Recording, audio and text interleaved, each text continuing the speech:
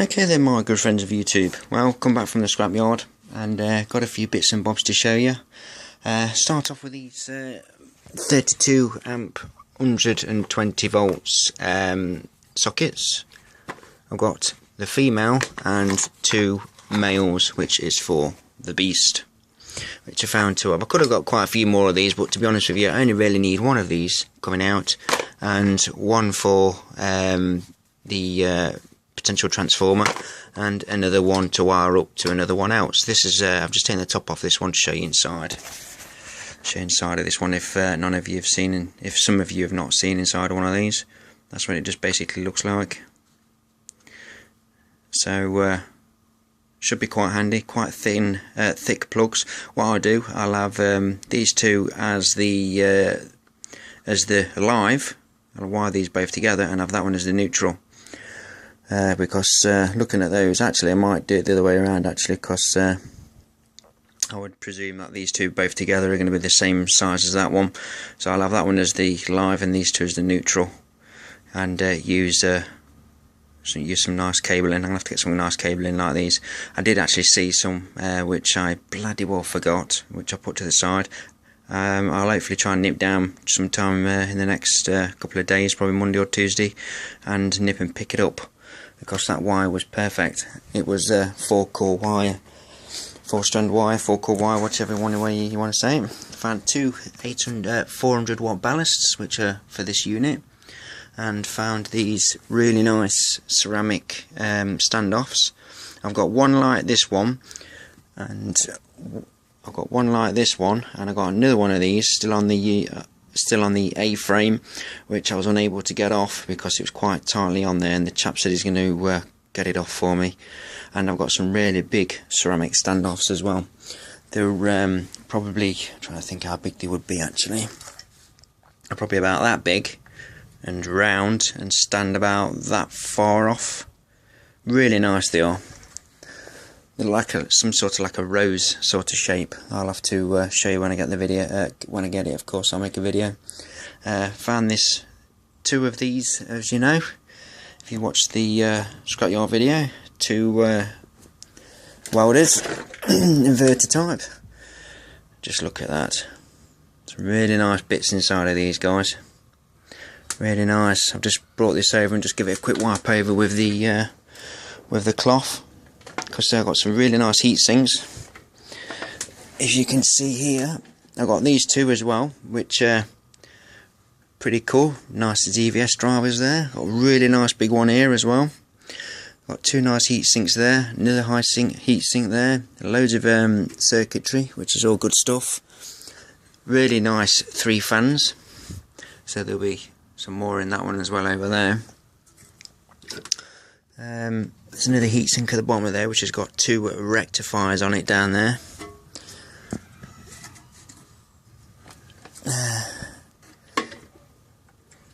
They're quite heavy, these things are, for saying they're just inverter type. It's all the bloody aluminium and this thick wiring lot. Some nice bolts and nuts just there, some nice brass ones. Let's get this down to its side as well. So there's nice ferrites just there. That's going to be a job getting that bloody right, so I won't need to just part those, and I could actually use those as inductor heaters, those coils. They're quite nice.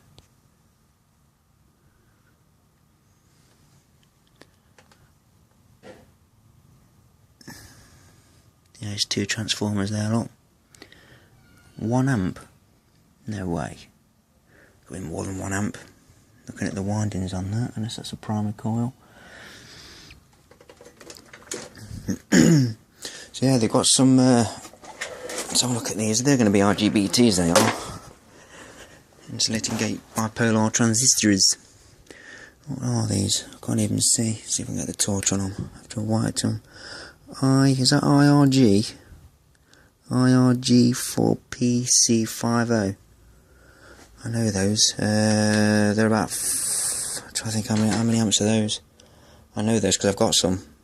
I think you give me a minute and I'll remember. I think they're 500 volts, no 600, so I think they're, I might be wrong, I think they're 600 volts at 40 amps, if I remember rightly, because I've got some of those. And they do make a good ZVS driver. They're not as good as the IRFP 260Ns though, for some reason, because they seem to be a really good insulating on the MOSFET themselves there.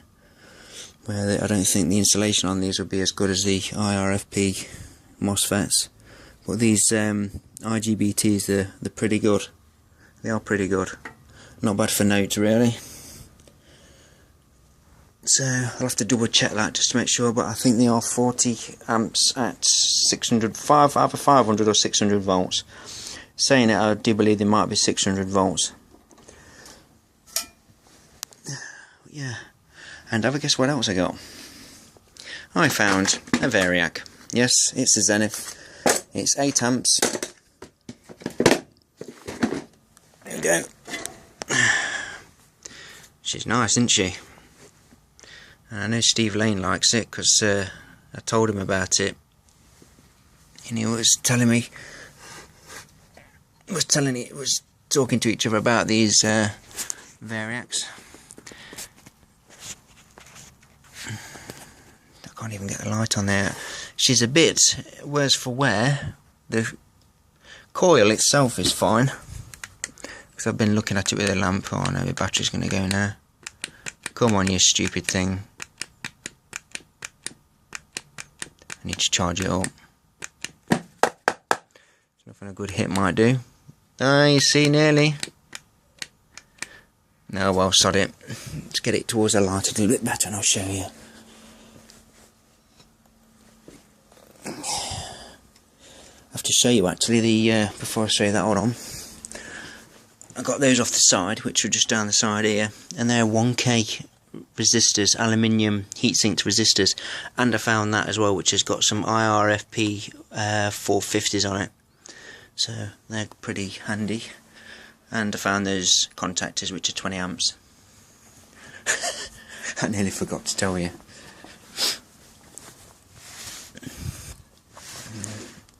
So as you can see, she's not bad at all. See the windings, the coil itself is perfectly fine. I've put some oil on her because I'm going to clean her all up. So crazy, isn't it, how we always call them her. Or I should say, I've put some oil on it.